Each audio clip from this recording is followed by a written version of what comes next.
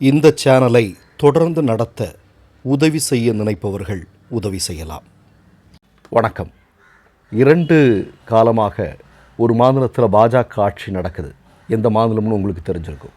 அந்த மாநிலத்தில் இந்த தேர்தலோடு பாஜகவை மூட்டை கட்டி அனுப்புவதற்கு மக்கள் தயாராகி இருக்கிறார்கள். என்ன காரணம் தெரியுமா? அஸ்ஸாம் என்று சொல்லக்கூடிய மாநிலத்தினுடைய முதல்வராக இருக்கக்கூடிய ஹிமந்த பிஸ்வ சர்மா, உங்களுக்கெல்லாம் நல்லா தெரியும். இவருடைய மனைவி ரிணிகி சர்மா. இந்த ரிணிகி சர்மா என்று சொல்லக்கூடிய நபருக்கு 3 நாடுகளில் குடியுரிமை இருக்கிறது. 3 நாடுகளுடைய பாஸ்போர்ட் இவங்களுக்கு இருக்கிறது.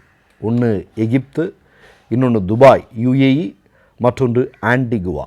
இந்த 3 நாடுகளுடைய பாஸ்போர்ட் இவங்க வச்சுருக்காங்க. அப்படி என்றால் 3 நாடுகளுடைய குடியுரிமை இவர்கள் வாங்கி வைத்திருக்கிறார்கள் என்பதுதான் உண்மை.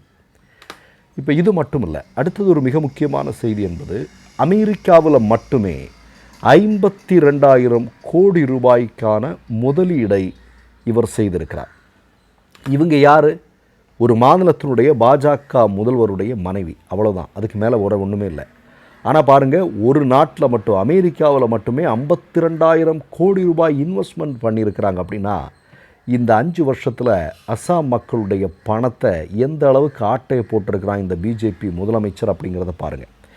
ஏற்கனவே உங்களுக்கெல்லாம் நல்லா தெரியும், இதே ஹிமந்த பிஸ்வ சர்மாவின் மீது கடந்த காலங்களில் ஒரு மிகப்பெரிய அளவில் ஒரு ஊழல் குற்றச்சாட்டு இருந்தது. நான் எதை சொல்கிறேன் அப்படின்னா, காங்கிரஸ் ஆட்சி காலத்தில், அதாவது காங்கிரஸ் கட்சியில் இருந்த நேரத்திலேயே இவன் மீது மிகப்பெரிய அளவிலான ஊழல் முறைகேடுகள் இருந்தது.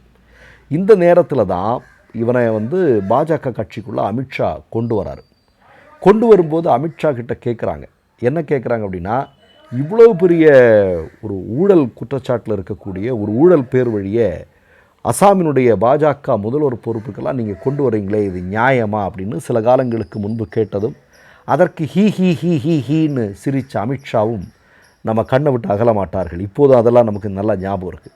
இப்போ ஹைலைட் அதில் இப்போ என்ன பார்த்தீங்க அப்படின்னா, ஹிமந்த பிஸ்வ சர்மா அவருடைய மனைவிக்கு இவ்வளவு கோடிக்கணக்கான சொத்துக்கள், இதை எல்லாத்தையுமே தேர்தலில் இவங்க தங்களுடைய சொத்து விவரங்கள் மற்ற செய்திகள் எல்லாத்தையும் அவங்க அங்கே போய் வெளிப்படுத்தணும் இல்லையா?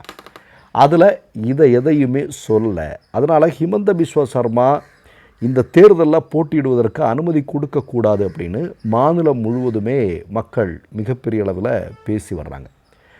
இது அஸ்ஸாமினுடைய காங்கிரஸ் தலைவர் இன்றைக்கு இந்த ஆதாரங்களை எல்லாம் வெளியிட்டிருக்கிறார். 3 பாஸ்போர்ட்டுகள் இருப்பது, அதே மாதிரி அமெரிக்காவில் கோடிக்கணக்கான நான் மீண்டும் சொல்கிறேன், அந்த தொகையை நம்ம சொல்லி ஆகணும். 52,000 கோடி ரூபாய் இன்வெஸ்ட்மெண்ட்டு நடத்தியிருக்கிறாங்க. அப்படின்னா இது எவ்வளவு பெரிய ஊழலை கடந்த காலங்களில் இவர்கள் செய்திருக்கிறார்கள் என்று பாருங்கள். இன்றைக்கி ஒரு செய்தி வருது, இந்த ஊடகங்களில் இந்த செய்தியெல்லாம் வரும்போது இன்றைக்கி வந்திருக்கக்கூடிய மற்றொரு செய்தி என்ன, டெல்லியிலிருந்து கூட்டமாக மக்கள் வெளியேறி கொண்டிருக்கிறார்கள் கேஸ் சிலிண்டர் இல்லை அப்படிங்கிறதுனால. இன்றைக்கி வந்திருக்கக்கூடிய செய்தி. இப்போ நமக்கு எல்லாருக்கும் தெரியும், இந்த தேர்தல் மட்டும் முடியட்டுமே, 5 மாநில சட்டமன்ற தேர்தல் மட்டும் முடியும், அடுத்த நாள் மோடி இந்தியாவில் இருக்கக்கூடிய மக்களுடைய தலையில் இடியை இறக்கலை. நீங்கள் பாருங்க, எல்லாமே தயாராக தான் இருக்குது, எல்லாமே தயாராக இருக்குது. ஆனால் இந்த ஏப்ரல் மாதம் வரைக்கும் இதை பற்றி எதையும் பேசாமல் அப்படியே மெல்ல ஒரு கள்ள மௌனம், வழக்கமாக சங்க பரிவாரங்கள் காட்டுவார்கள் அல்லவா, அதை காட்டிடுவாங்க. ஏன்னா இதில் எதையாவது ஒன்று பண்ணி விட்டால், அசாமிலெல்லாம் இப்போது இந்த மாதிரியான குற்றச்சாட்டுகள் வந்திருக்கிறதுனால பாஜக அங்கே படுதோல்வி அடையும் என்று சொல்கிறார்கள்.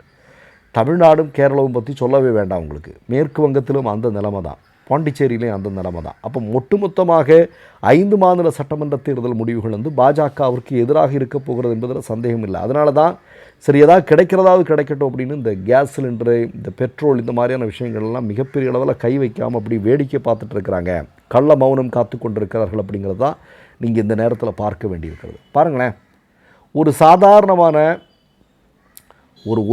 ஒரு எந்த பொறுப்பிலையும் இல்லாத ஒரு பாஜக காரங்க கூட இன்றைக்கி பல கோடி ரூபாய் சொத்து வச்சுருக்கிறான். நீங்கள் பாருங்களேன், இன்றைக்கு இந்தியாவில் ஒன்றுமே இல்லை, சாதாரண உறுப்பினராக இருப்பான், ஒரு லோக்கல் ஏரியாவில் ஒரு சாதாரண உறுப்பினர் இருப்பான். ஆனால் அவன் வச்சுருக்கிற காசு கோடிக்கணக்கில் இருக்கும். அப்போ இந்த 11 வருடங்களாக நீங்கள் பாருங்கள், எந்த அளவிற்கான ஒரு மிகப்பெரிய அளவில் ஊழலை மோடியிலிருந்து கீழ்மட்டத்தில் இருக்கக்கூடிய நபர்கள் வரைக்கும் செய்திருக்கிறார்கள் என்று பாருங்கள். நீங்கள் ஒரு சுப்ரீம் கோர்ட், இந்திய வரலாற்றில் இதுவரையிலும் இல்லாததுக்கு சுப்ரீம் கோர்ட்டே மோடி ஊழல் செஞ்சான் அப்படிங்கிறத சொல்லிருச்சு. நீ தேர்தல் பத்திரம் அப்படிங்கிற ஒரு விஷயத்தை கொண்டு வந்து இங்கே இருக்கக்கூடிய கார்ப்பரேட்டுகளிடமிருந்து பணத்தை கொள்ளையடிக்கிறதுக்கு, கருப்பை வெள்ளையாக்குறதுக்கான ஒரு மிகப்பெரிய திட்டம் தான் அது. இதை இந்தியாவில் வேடிக்கை பார்த்துட்டு இருக்க முடியாது அப்படின்னு சுப்ரீம் கோர்ட்டே சொன்னது. மோடியே ஊழல் செஞ்சிட்டாருன்னு சொல்லிருச்சு. ஆனால் மோடிக்கு தண்டனை கொடுத்தாங்களா அப்படின்னா இல்லை, அது இல்லை. ஆனால் அது நடந்திருக்கிறது. அப்போது ஊழலின் மொத்த உருவம் பாஜக. இவங்க தான் இங்கே எல்லா இடங்கள்லையும் இங்கே ஊழல் கட்சி ஆட்சி செய்து, அங்கே ஊழல் கட்சி ஆட்சி செய்து, இவனுங்க வந்தால் ஊழல் தான் வரும், இவனுங்க குடும்பமே ஊழல் செஞ்சிட்ருக்கிறாங்கிற மாதிரியெல்லாம் இவனுங்க கதைகளை கட்டிகிட்டு இருக்கிறாங்க. இன்றைக்கி பாருங்களேன், ஒருத்தருடைய இப்போ நீங்கள் இன்றைக்கி ஸ்மிருதி இரானியெல்லாம் இன்றைக்கி பாஜகவில் ஒன்றுமே இல்லை, மிகப்பெரிய பொறுப்பில் இருந்துட்டு இன்றைக்கி ஒன்றுமே இல்லை. ஆனால் அவங்க கோவா உட்பட பல்வேறு இடங்களில் அவர்கள் வாங்கி வைத்திருக்கக்கூடிய சொத்துக்களுங்கிறது மலைப்பாக இருக்குது அப்படின்னு பல செய்திகள் வருது. ஏன் அண்ணாமலை, ஒன்றுமே இல்லாத அண்ணாமலை இல்லையா, அண்ணாமலை என்ன பொறுப்பில் இருந்தார்? ஆனால் பாருங்கள் 3000 கோடி 4000 கோடி ரூபாய்க்கு மேலே பல்வேறு சொத்துக்களை வாங்கி குவித்திருக்கிறான். அவன் மீது ஒரு மிகப்பெரிய ஊழல் குற்றச்சாட்டு விழுந்திருக்கிறது அப்படிங்கிறதெல்லாம் ஊடகங்களில் வரக்கூடிய செய்தி. அப்போது மொத்தமாக அசாமிலிருந்தும் பாஜகவை துடைத்தெறிவதற்கு மக்கள் தயாராகி இருக்கிறார்கள் அப்படிங்கிறதான் உண்மை. மற்றொரு நிகழ்வில் சந்திப்போம். நன்றி, வணக்கம். ये सीरीज चलती रहेगी हिमंता जी, क्योंकि बंटी और बबली गिरफ्तार होंगे। ये मैं फिर दावे के साथ कह रहा हूं, बंटी और बबली जेल में होंगे। आसाम की जनता का 52,000 करोड़ रुपया आप लूट कर अमेरिका ले जाएंगे और हमको आंखें दिखाएंगे? क्या हैसियत है आपकी हमें आंखें दिखाने की? आसाम की जनता की लड़ाई लड़ रहे हैं आप, और जो पैसा लूटकर आप गए हैं, उससे आपने दुबई में प्रॉपर्टीज खरीदी हैं, उसमें आप अमेरिका में होटल्स बना रहे हैं। क्या हम इसकी पोल नहीं खोलेंगे? हम फिर जानना चाहते हैं, दुबई में आपने केवाईसी क्या दी थी?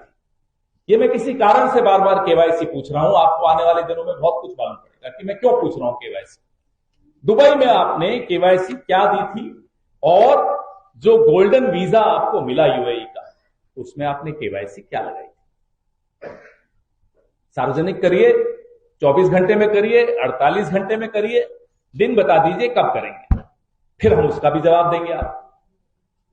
अब जो हमारी जानकारी है, हमारे सोर्सेज ने जो जानकारी दी, कागजों के साथ दी, वो ये है कि जो केवाईसी इन्होंने लगाई है, अब वो केवाईसी इन्होंने खुद बनाई, सरकारी है, ये भी जवाब वही देंगे, हम तो नहीं देंगे। ये इजिप्ट का एक पासपोर्ट, जिंदा पासपोर्ट है, एक्सपायर नहीं हुआ है। चुनौती है सरकार को, लाइए। अगर ये फेक है तो क्या ये केवाईसी में फेक डॉक्यूमेंट लगाए उन्होंने? जवाब दें। आपने जो कागज लगाए केवाईसी में, वही कागज हमारे पास हैं, और भी बहुत कुछ है, ऐसा नहीं कि यही है। भंडार है कागजों का, चिंता मत कीजिए। आप करिए ना केस, चुनौती देकर जा रहे हैं, गुवाहाटी में बैठकर चुनौती देने, करिए केस। 48 घंटे भी क्यों इंतजार कर रहे हैं? आज रात को करिए, खुलवाइए कोर्ट। आपकी तो बहुत चलती है, सुना, कौन रोक रहा है? 3 யூடியூப் சேனல்கள் வியாபாரத்திற்கு இருக்கிறது.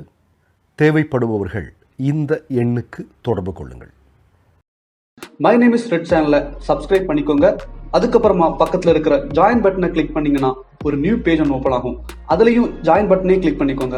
அதுல பாத்தீங்கன்னா credit R debit card options இருக்கு. இதுல உங்களுக்கு விசா, மாஸ்டர் கார்டு, ரிப்பே அப்படின்னு 3 ஆப்ஷன்ஸ் கொடுத்துருக்காங்க. அதுல நீங்க எந்த கார்டு சூஸ் பண்றீங்களோ அந்த கார்டோட நம்பர் என்டர் பண்ணிக்கோங்க. அப்புறமா கார்டோட வேலிடிட்டி மந்த் அண்ட் இயரை டைப் பண்ணிக்கோங்க. அடுத்தபடியா உங்க கார்டோட பின்னால சிவிசி கோடுன்னு சொல்லிட்டு 3 நம்பர்ஸ் கொடுத்துருப்பாங்க. அந்த நம்பரை இதுல என்டர் பண்ணிக்கோங்க. அப்புறமா அட்ரஸ் அண்ட் இன்ஃபர்மேஷன் என்டர் பண்ணிட்டு பைங்கிற பட்டனை கிளிக் பண்ணிக்கோங்க. ஒருவேளை உங்க கார்டு நம்பர் இன்வாலிட்னு காமிச்சிச்சுன்னா உங்க கார்டுல இன்டர்நேஷனல் யூசேஜை எனேபிள் பண்ணுங்க.